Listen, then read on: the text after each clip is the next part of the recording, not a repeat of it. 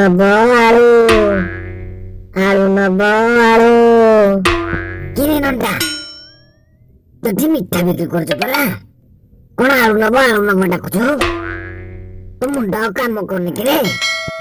ସାହୁ ବାବୁ ଚୁପ ହେଇଯାନ୍ତୁ, ମାଛି ମାନେ ଶୁଣିଲେ ପଳେଇ ଆସିବେ। ନଣ୍ଡା, ଗୋଟେ ପାଣି ଗ୍ଲାସ ଟା ଆଣିଲ। ହେଇ ନିଅ ବାବୁ, ପାଣି ନିଅ।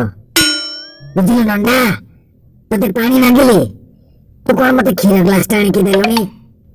ସାହୁ ବାବୁ, କଥା କଣ କି, ଚାହା ତିଆରି କରିବା ପାଇଁ କ୍ଷୀର ରଖିଥିଲି, କିନ୍ତୁ କଣ କରିବି, ବିଲେଇ ତାକୁ ମୁହଁ ମାରିଦେଲା ଆଉ।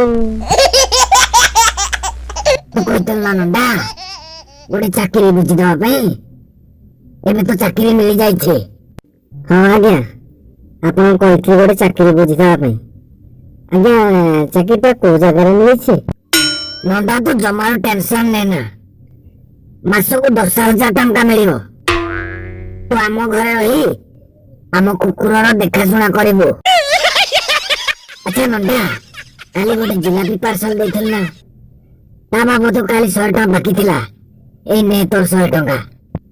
ସାହୁ ବାବୁ, ଏ 100 ଟଙ୍କିଆ ନୋଟକୁ ଚେଞ୍ଜ କରିଦିଅନ୍ତୁ, ଏଥିରେ ଛୋଟ ଛୋଟ କଣା ଅଛି, ଜହ୍ନ ତାରା ଦେଖାଯାଉଛି ଆଜ୍ଞା, ମୁଁ ଆକୁ ଚଳେଇ ପାରିବିନି। ନଣ୍ଡା, ତୋ ଜିଲାପିରେ କାଲି ଏତେ ବଡ ବଡ କଣା ଥିଲା ଯେ ଆକାଶ ମହାକାଶ ଦେଖାଯାଉଥିଲା, ମୁଁ ତାକୁ ଚଳେଇ ଦେଲି, ଆଉ ତୁ ଏ 100 ଟଙ୍କିଆ ନୋଟକୁ କାହିଁକି ଚଳେଇ ପାରିବୁନି? ଆଚ୍ଛା ସାହୁ ବାବୁ, ମତେ ଗୋଟେ ସାହାଯ୍ୟ କଲେ ମୁଁ ଆପଣଙ୍କ ନିକଟରେ ଚିରଉପକୃତ ହୁଅନ୍ତି।